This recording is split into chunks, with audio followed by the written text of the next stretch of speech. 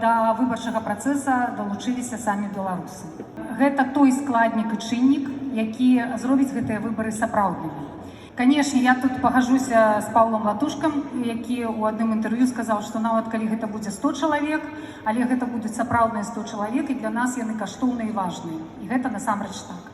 Але ўсе мы з вамі спадзяемся і хочам, каб гэтых людзей было больш. Мы, канешне, заклікаем людзей далучацца да гэтай выбарчай кампаніі.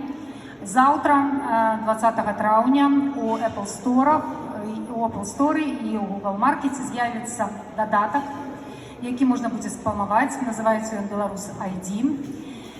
І ўжо ад заўтра гэтым дадаткам можна пачынаць карыстацца, ну, прынамсі, зрабіць вось гэты токен, хэш свайго электроннага пашпарта, каб 25 числа прагаласаваць з яго дапамогай.